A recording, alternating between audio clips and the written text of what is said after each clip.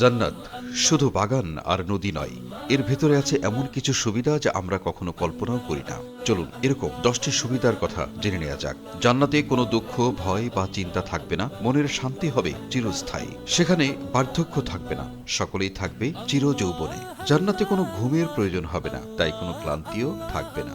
জান্নাতবাসীদের কথা হবে মধুর ও পবিত্র।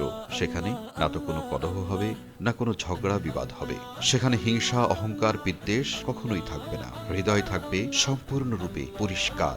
জান্নাতের খাবার খেলে কোনো অসুস্থতা বা বর্জ্য কখনোই হবে না। জান্নাতবাসীরা যা কল্পনা করবে ঠিক তখনই তাই পেয়ে যাবে। সেখানে সবচেয়ে বড় নিয়ামত হলো আল্লাহ তাআলার সন্তুষ্টি। জান্নাতে থাকবে আত্মীয়দের সঙ্গে পুনর্মিলন, কোনো বিচ্ছেদ সেখানে হবে না। আর সবচেয়ে অজানা সুবিধা কোনটা জানেন বন্ধুরা? আল্লাহ তাআলার দিদার। সেখানে আল্লাহ তাআলার দিদার পাওয়া যাবে, যা সকল নিয়ামতের ঊর্ধ্বে। এই জান্নাত কোনো কল্পকাহিনী নয়, এটি আল্লাহর প্রতিশ্রুতি। প্রশ্ন একটাই, আমরা কি তার জন্য প্রস্তুত হচ্ছি? আল্লাহ তাআলা আমাদের সকলকে বোঝার তৌফিক দান করুন, আমিন। সুপ্রিয় দর্শক, আমার এই ভিডিওটি যদি ভালো লেগে থাকে তাহলে অবশ্যই একটি লাইক দিবেন, বন্ধুদের সাথে শেয়ার করে অশেষ নেকি হাসিল করুন। আমার চ্যানেলটিকে সাবস্ক্রাইব করে আমার পাশে থাকবেন। ধন্যবাদ।